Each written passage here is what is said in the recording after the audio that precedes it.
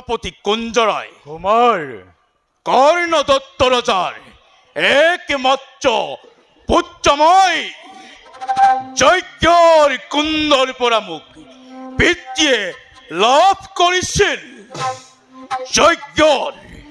যজ্ঞর ধোয়ার পরা জন্মভাবে মোর নাম হল ধুমৈক্ষ।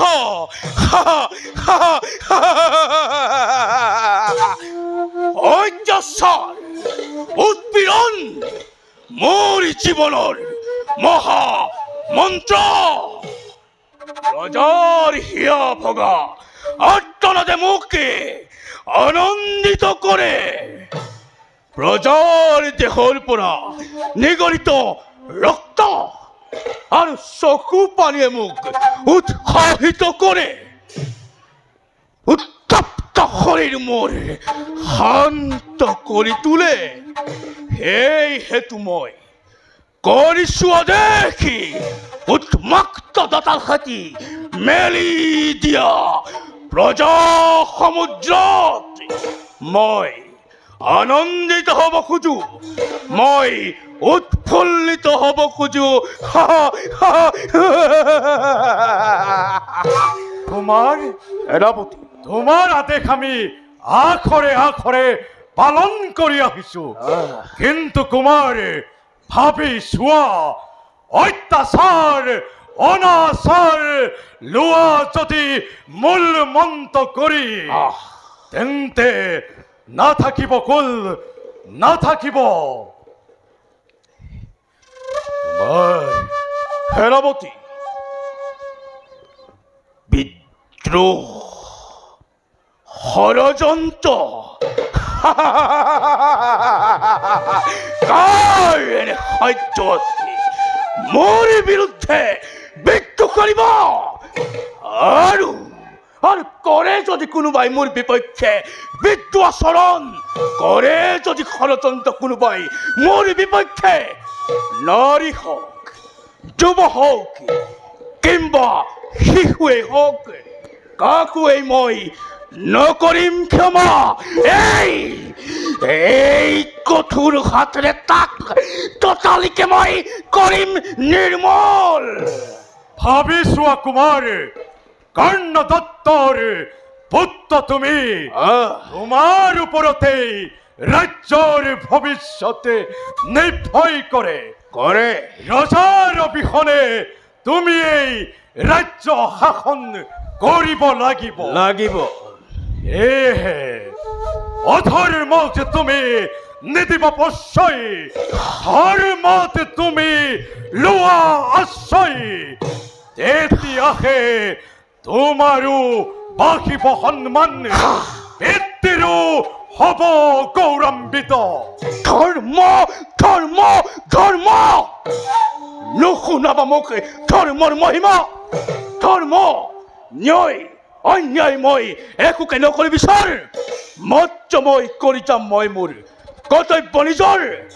আৰু তুমি মোৰ আদেশ ৰাজ আদেশ বুলি কৰি যাবা পালন।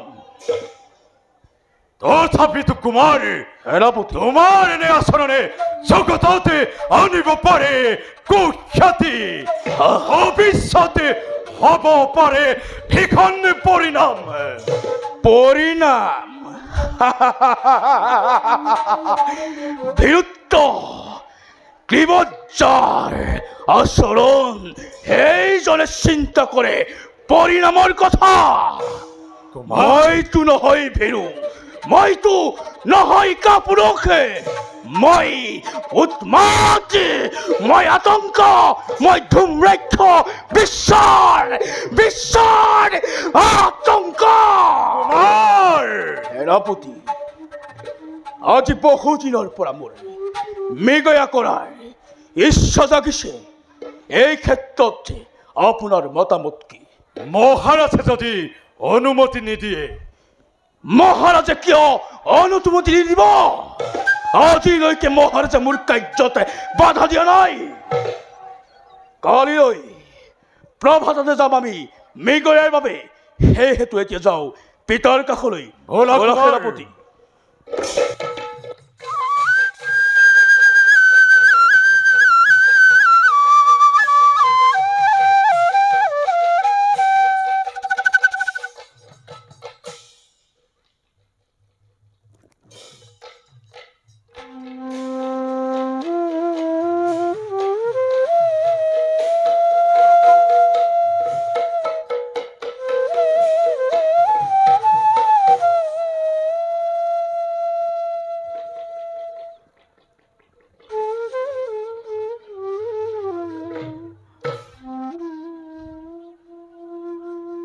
মন্ত্ৰীবৰ মহাৰাজ যি কৰ্ণ দত্তৰ সুশাসনৰ বাৰ্তা ভাৰতৰ প্ৰতিটো প্ৰান্ততে হৈছিল প্ৰতিধ্বনিত, যি ৰাজ্যৰ ৰজা হৈ নিজ পুত্ৰবৎ সকলো প্ৰজাকেই কৰিছিল পালন, সেই ৰাজ্যত আজি কেনে এক অৰাজক অৱস্থাৰ হৈছে সৃজন।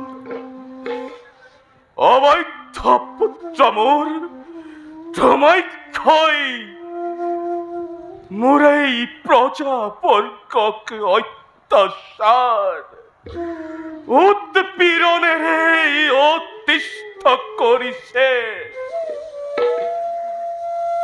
ৰজাৰ সন্মুখত প্ৰজাৰ আৰ্তনাদ কিমান মৰ্মভেদী, কিমান যন্ত্ৰণাদায়ক, তাক মই মুহূৰ্তে মুহূৰ্তে কৰিছো উপলব্ধি।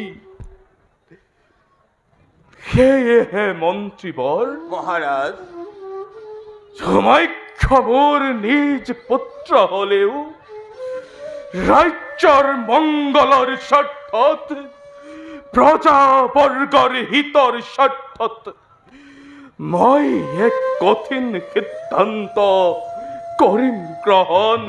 সিদ্ধান্ত? কি সিদ্ধান্ত মহাৰাজ? মন্ত্ৰীবৰ মহাৰাজ মই কুলাংগাৰ ধৰ্মাক্ষক কৰিম পৰিহাৰ। মহাৰাজ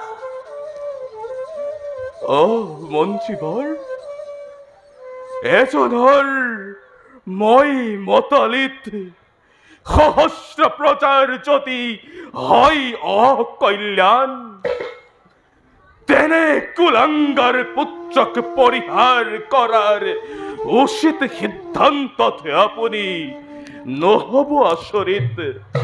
আচৰিত নহম কিয় মহাৰাজ?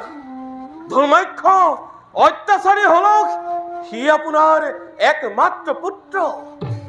বিবাহৰ বহু বৰ্ষৰ পাছত আপুনি ধৰ্মাক্ষক পুত্ৰৰূপে লাভ কৰিছিল।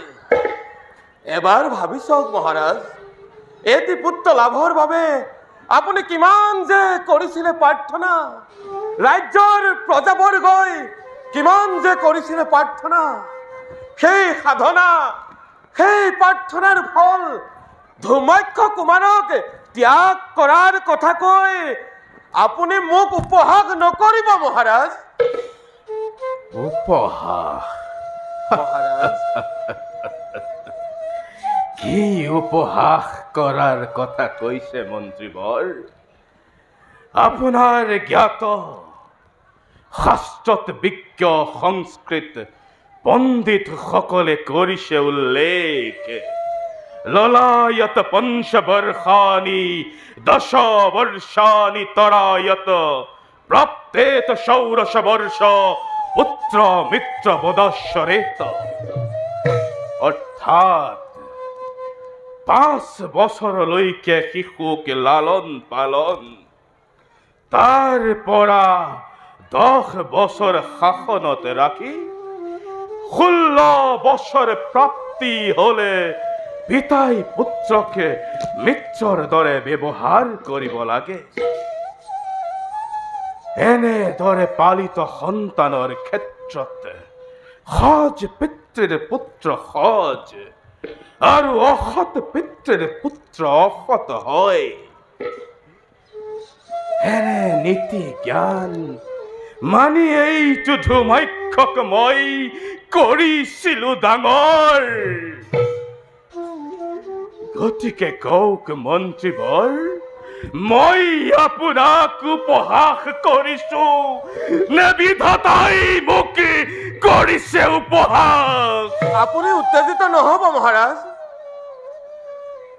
উত্তেজিত হোৱা নাই, মই ভাবিছো, মাত্ৰ ভাবিছো কিদৰে প্ৰাপ্ত কৰি পুত্ৰ ৰত্ন বৃদ্ধ বয়সত ৰচিছিলো স্বৰ্ণময় ভৱিষ্যত মোৰ জীৱনৰ।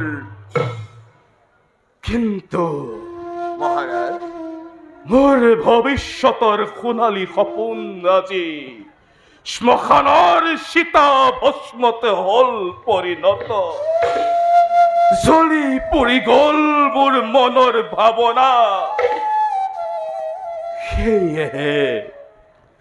সেয়েহে কওক মন্ত্ৰীবৰ মই আৰু ভগৱানৰ আশীৰ্বাদক উপহাস ৰূপে নোৱাৰো সহিব মহাৰাজ আপনি অধৈৰ্য নহব মহাৰাজ মহাৰাজ ধৰ্মাক্ষ আপনাৰ একমাত্ৰ পুত্ৰ মহাৰাজ এতিয়া কুমাৰ নাবালক চঞ্চল হৈ আছে বয়সৰ লগে লগে কুমাৰৰ পৰিৱৰ্তন হ'ব তেতিয়া কুমাৰ সৎ পথলৈ ঘূৰি আহিব মহাৰাজ মন্ত্ৰীবৰ মহাৰাজ আপোনাৰ দৰে জ্ঞানী সকলো লোকেই কৰে উচ্চাৰণ আপুনি বয়স হলে বুদ্ধি হইব ভাল 5 বছৰত ভাবিছিলো কি 10 বছৰত ভাল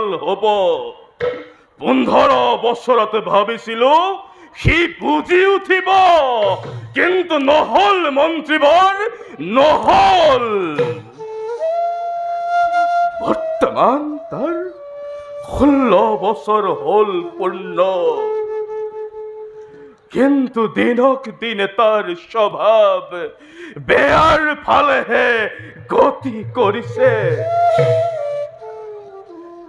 সি যিদিনা এই ৰাজসিংহাসনত বহিব সেইদিনা এই ৰাজ্যৰ অপকৃষ্ট গুণ গৰিমাও সি কৰিব নিশেষ মন্ত্ৰীবৰ কৰিব নিশেষ মহাৰাজ এতিয়াও সময় আছে আমি কুমাৰক বুজাব লাগিব মোৰ বিশ্বাস কুমাৰ নিশ্চয় সৎ পথলৈ ঘূৰি আহিব মহাৰাজ কোনো লাভ নাই মন্ত্ৰীবৰ কোনো লাভ নাই সি আমাৰ কথা নুশুনে মহাৰাজ পিতা পুত্ৰৰ সেৱা কৰিবা গ্ৰহণ এটি অনুৰোধ লৈ মই আপোনাৰ কাষলৈ আহিছো পিতা ক বাছা কি অনুৰোধ লৈ আহিছ তই মোৰ পাশত পিতা মই মৃগয়াৰ বাবে ক্ষীৰ বনলৈ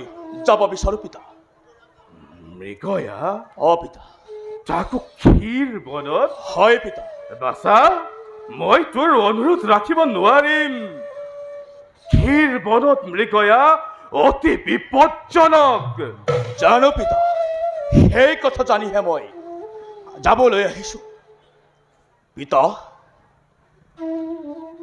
বাছা পিতা তই ক্ষীৰ বনত মৃগয়াৰ উদ্দেশ্য কৰ পৰিত্যাগ পিতা মোৰ সিদ্ধান্ত সলনি নহয় পিতা আৰু মই যদি অনুমতি নিদিওঁ মই আপোনাৰ ওচৰতে অনুমতিহে বিচাৰিছো অনুমতি দিয়ে নিদিয়ে সেইটো আপোনাৰ কথা পিতা তুমি মৃগয়ালৈ যাব নালাগে কুমাৰ মন্ত্ৰীদেৱ মই পিতাৰ ওচৰতে নিবেদন কৰিছো আপোনাৰ ওচৰতে নহয় লক্ষ্য পিতা বাছা পিতা তই তই বুজ বাছা অগস্তিকে আদি কৰি মহান ঋষিমুনি সকলৰ উপাসনাৰ স্থল ক্ষীৰ অৰণ্য অতিকে দুৰ্গম ই অতি ভয়ানক যদি বন্য জন্তুৰ পৰা প্ৰাণ ৰক্ষা কৰিবলৈ গৈ ঋষিসকলৰ কুপনলত পৰ পিতা বিপদৰ কথা চিন্তা কৰি কৰ্ম ত্যাগ কৰাজন পুৰুষ নহয় পিতা কা পুৰুষ মহাৰাজ আপুনি মৃগয়ালৈ যাবলৈ অনুমতি দিব নে নিদিয়ে মহাৰাজ মই কুমাৰক বহুত বুজালো কিন্তু কুমাৰ নিজৰ সিদ্ধান্তত অচলতল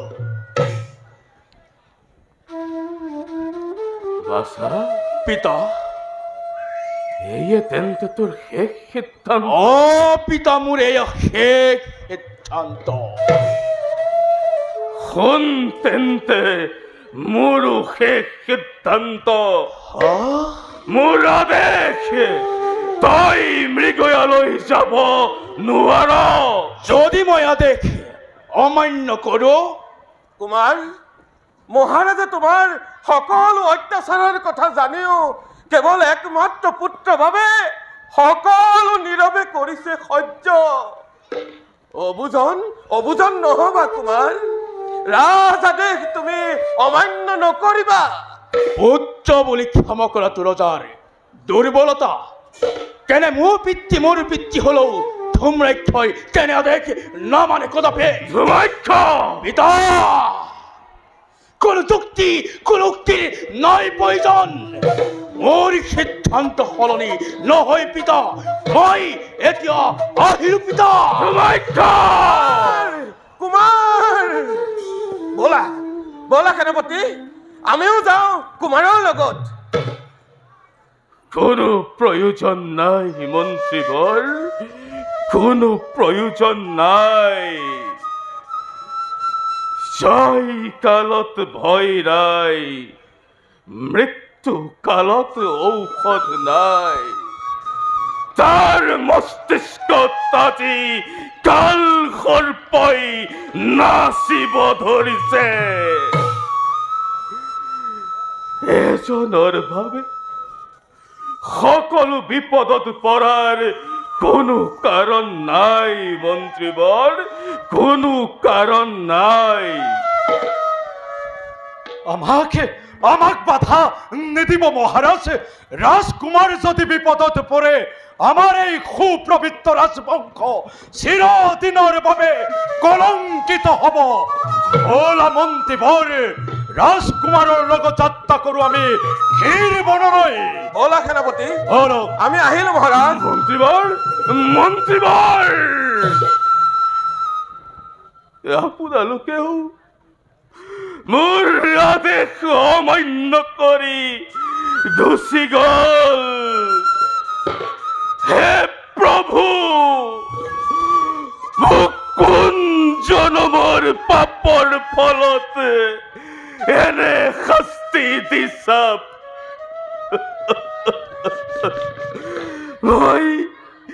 মই কি এনে মহাপাপ কৰিলো যে মই আজি পুত্ৰৰ হাতত লাঞ্ছিত অপমানিত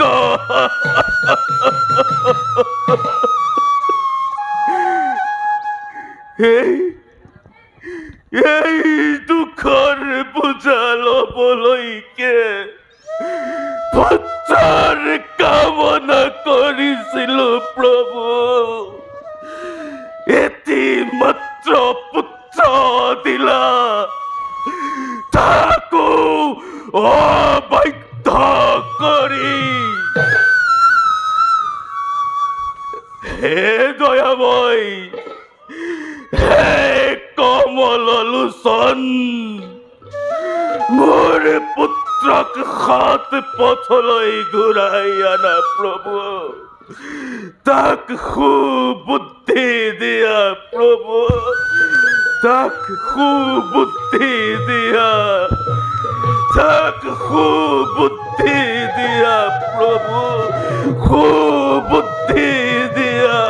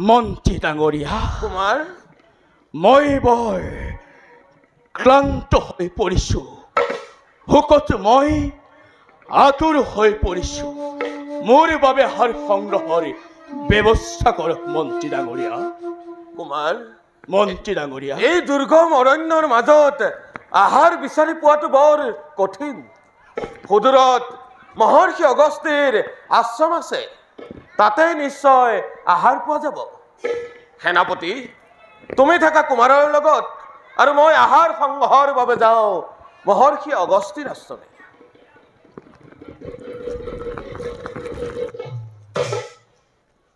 বলা কুমাৰ আমিও যাওঁ হৌ বৃক্ষৰ তলত খন্তেকে জিৰণি লওঁগৈ ব'লা সেনাপতি বলক কুমাৰ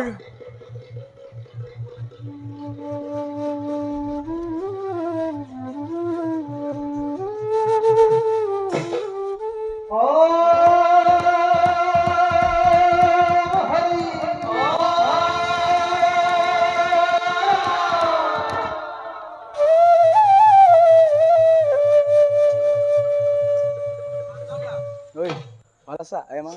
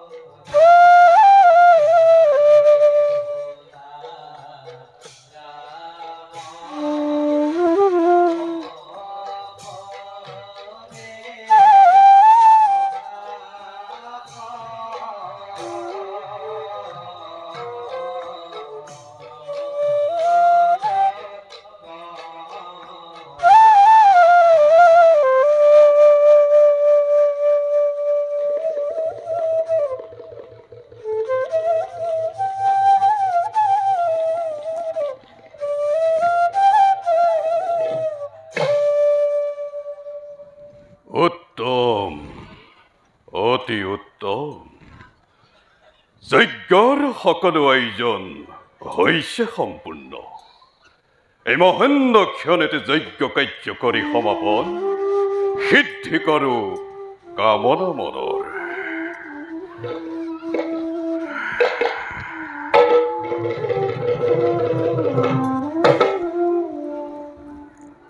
প্ৰণাম মুনিবৰ।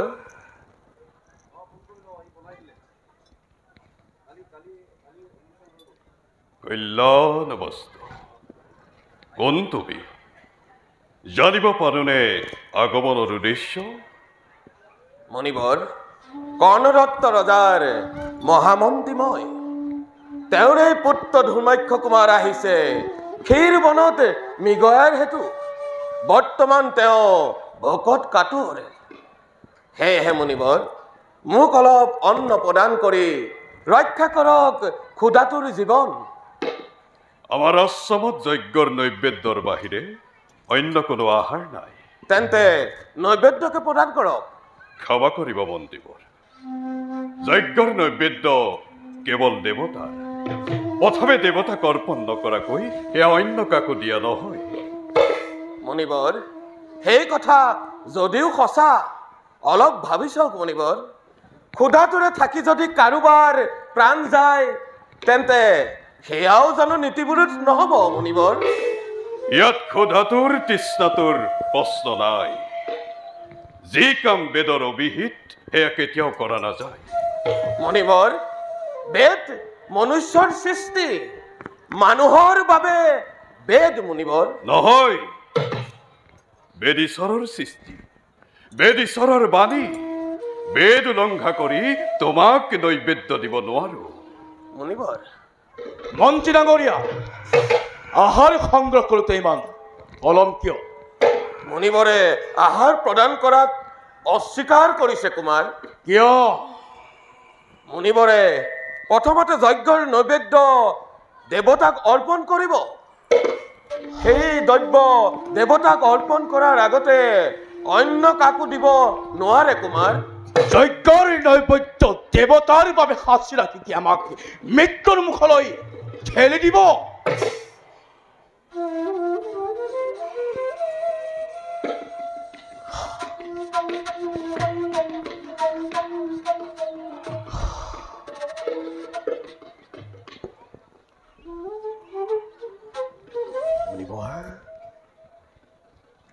যজ্ঞৰ দ্ৰহতকে দেৱতাৰ বাবে সাঁচি ৰাখি আমাক মৃত্যুৰ মুখলৈ ঠেলি দিব? অবুজ নহবা কুমাৰ, যজ্ঞৰ শেষলৈ অপেক্ষা কৰা। যজ্ঞৰ পূৰ্ণাহুতি শেষ হোৱাৰ পাছত যি অৱশিষ্ট থাকিব এয়া নিশ্চয় তোমাক দিয়া হ'ব। কি ক'লে মুনিবৰ? যজ্ঞৰ অৱশিষ্টহে মোক কি কৰিব প্ৰদান? আপুনি নাজানে মুনিবৰ, মই এই ৰাজ্যৰ একমাত্ৰ পুত্ৰ, আৰু সেই ৰাজপুত্ৰক আপুনি যজ্ঞৰ অৱশিষ্টহে দিব। ৰাজপুত্ৰ হলেও তুমি মনুষ্য। মনুষ্য কেতিয়াও দেৱতাৰ সমকক্ষ হ'ব নোৱাৰে কুমাৰ। সেই কথা মোৰ বোধগম্য নহয়। মাত্ৰ কওক, মোক যজ্ঞৰ নৈবেদ্য দিব নে নিদিয়ে? বহুবাৰ কৈছো কুমাৰ, যজ্ঞৰ কাম সমাধান নোহোৱা পৰ্যন্ত যজ্ঞৰ নৈবেদ্য মই তোমাক দিব নোৱাৰো। গতিকে তুমি এতিয়া যাব পাৰা কুমাৰ। মই যজ্ঞৰ অগ্ৰভাগ নোপোৱা পৰ্যন্ত এই স্থান নকৰো পৰিত্যাগী। মই যজ্ঞ নষ্ট কৰি হলেও মোৰ ইচ্ছা পূৰণ কৰিমেই কৰিম। কুমাৰ, মুনিবৰ, মোক উত্তেজিত নকৰিবা।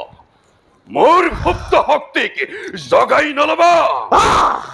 মন্ত্ৰীবৰ, মুনিবৰ, লৈ যাওক কুমাৰক মোৰ আশ্ৰমৰ পৰা, নতু ঘটিব ঘোৰ বিপৰ্যয়। বলা বলা কুমাৰ, আমি এই আশ্ৰম কৰো পৰিত্যাগ। অন্য দিশে আহাৰৰ কৰোগৈ ব্যৱস্থা। মন্ত্ৰী ডাঙৰীয়া, মই আহাৰ গ্ৰহণ নকৰা পৰ্যন্ত এই স্থান নকৰো পৰিত্যাগ। সামান্য তপস্যী হৈ ইমান অহংকাৰ নাই কুমাৰ, ময়ো চাব খোজো কিমান শক্তিয়ে ভণ্ড তপস্বীৰ মই এই মুহূৰ্ততে যজ্ঞ কৰিম ধ্বংস সাৱধান কুমাৰ নাই গুৰু আৰু খোজোৱাক নাবাহিব নত পৰিণাম হ'ব অতি ভয়ংকৰ ব্ৰহ্ম সাপে ভস্ম হবি তই নাই কুমাৰ নাই তেন্তে কুমাৰ তেন্তে সেয়ে গুৰুদেৱ নাই নাই কুমাৰ নাই নাই কুমাৰ নাই নাই কুমাৰ নাই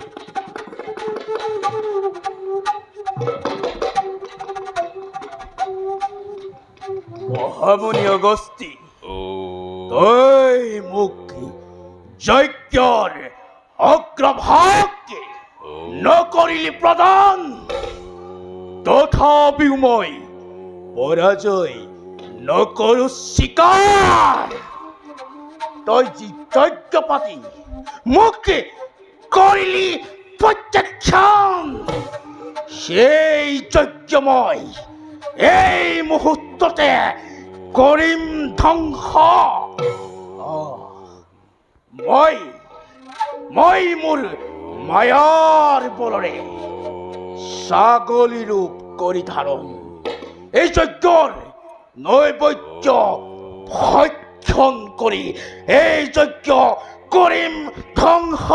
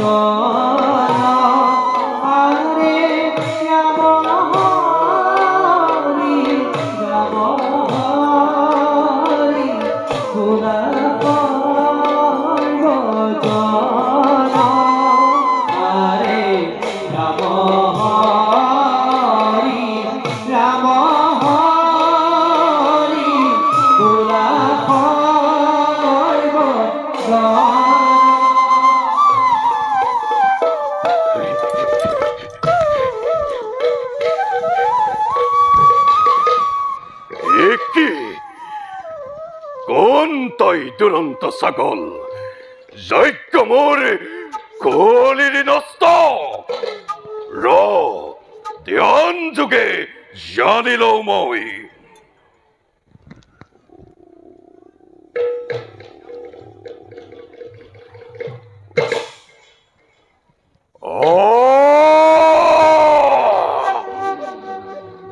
কুলংগৰ ধুমক্ষ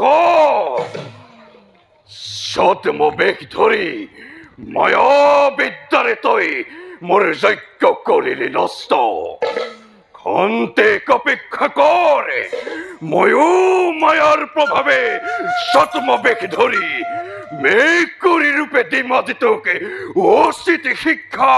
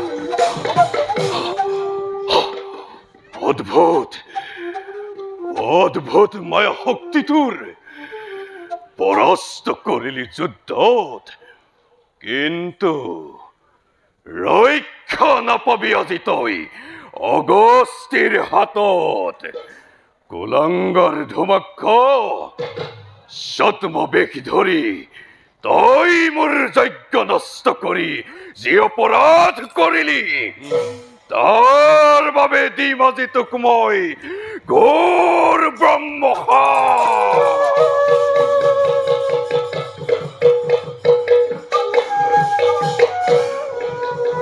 শান্ত হওক মুনিবৰ শান্ত ক্ষমা কৰা মুনিবৰ ধৰু চৰণত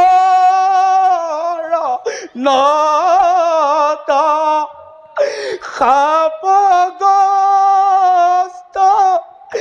কৰি মোক নকৰা অনাথ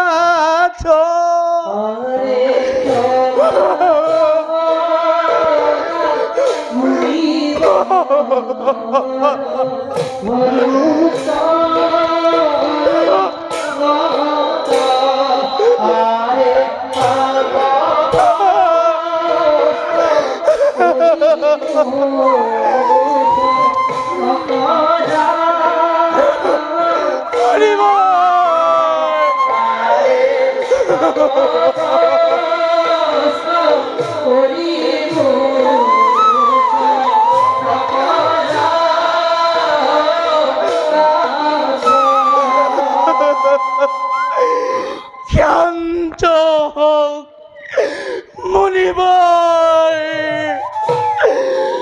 ক্ৰোধে কৰক সম্বৰণ ব্ৰহ্ম কাপে শাপিত নকৰিব মোক মই খোদাৰ তাৰণাত পৰি আপোনাৰ ওচৰত অলপমান আহাৰ বিচাৰিছিলো আপুনি তাৰ পৰিৱৰ্তে দিলে মোক ঘোৰ ব্ৰহ্মসাপ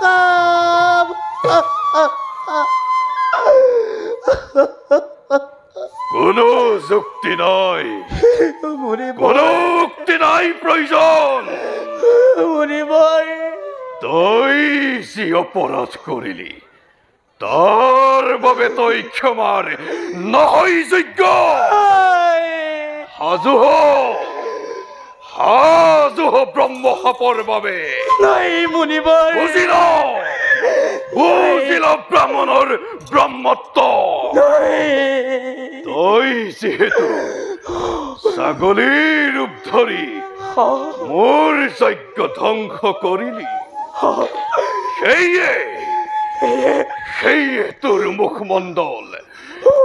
সেয়ে তোৰ মুখমণ্ডল ছাগলীৰ আকৃতিৰ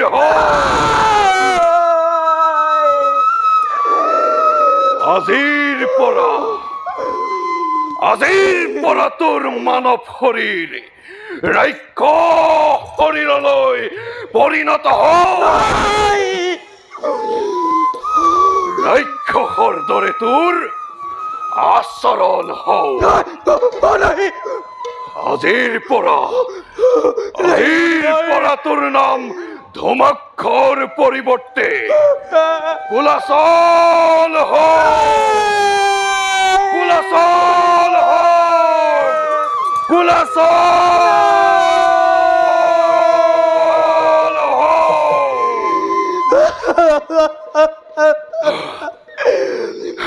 মুনিবৰ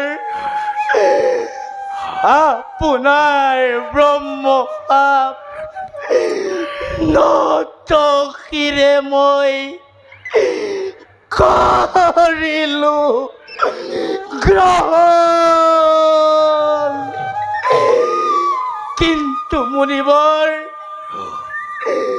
কিদৰে মুক্তি পাম মই এই অভিশাপৰ পৰা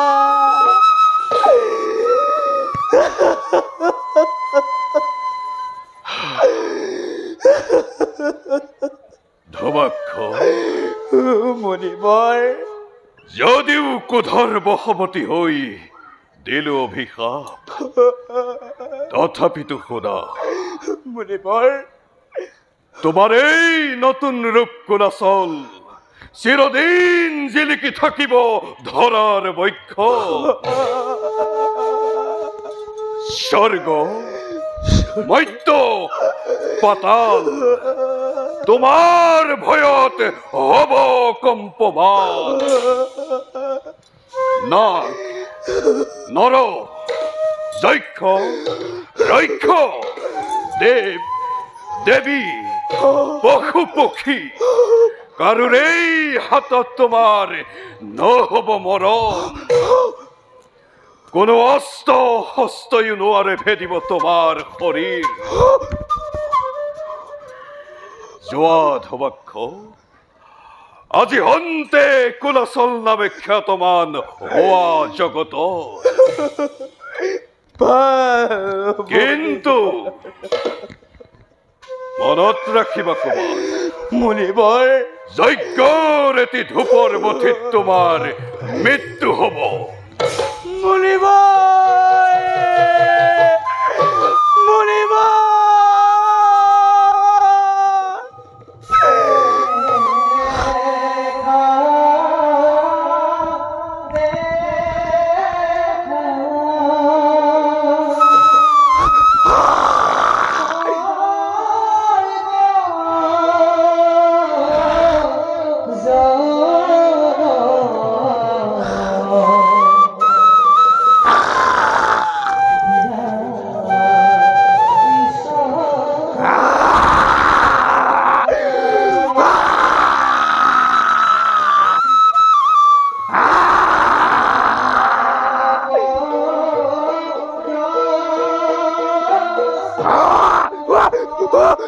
Ah!